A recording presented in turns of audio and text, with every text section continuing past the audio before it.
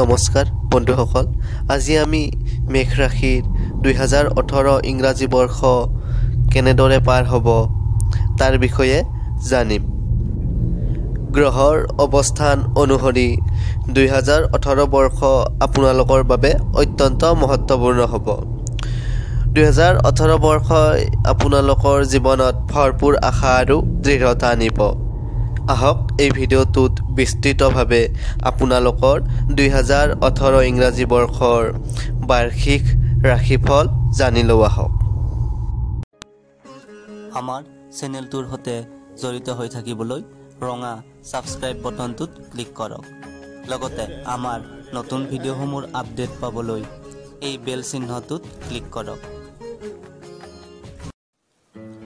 2018 বৰ্ষৰ গ্ৰহৰ অৱস্থানৰ প্ৰতি নজৰ ৰাখি ক'ব লাগিব, মেঘ ৰাশিৰ ছাত্ৰসকলৰ বাবে এইটো বৰ্ষ শুভদায়ক হ'ব। শিক্ষাৰ্থীসকলে পঢ়া শুনাৰ ক্ষেত্ৰত ভাল ফল আৰু সুযোগ লাভ কৰিব পাৰে। পৰীক্ষাৰ্থীসকলে পৰীক্ষাত ভাল ফলাফল কৰাৰ পূৰ্ণ সম্ভাৱনা আছে। কৰ্মক্ষেত্ৰৰ দিশত আপোনালোকৰ 2018 বৰ্ষ গতানুগতিকভাৱে আৰম্ভ হ'ব যদিও মে'ৰ পৰা নৱেম্বৰ মাহৰ সময়খিনি শুভদায়ক আৰু উন্নতিদায়ক হ'ব। ব্যৱসায়ৰ দিশত আপুনি যদি নতুন ব্যৱসায় আৰম্ভ কৰিব বিচাৰে, 2018 বৰ্ষ আপোনালোকৰ বাবে ভাল সময় হ'ব। টকা পইচা ঘটাৰ নতুন সুযোগ লাভ কৰিব আৰু আনৰ তাত পাব লগা পইচা আপুনি ঘূৰাই পোৱাৰো পূৰ্ণ সম্ভাৱনা আছে।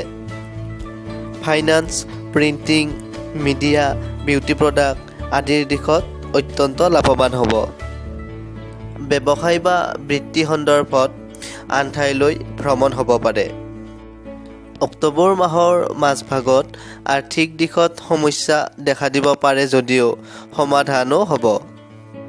প্ৰেম সম্পৰ্কৰ ক্ষেত্ৰত 2018 বৰ্ষ আপোনালোকৰ বাবে মধ্যম ধৰণৰ হ'ব।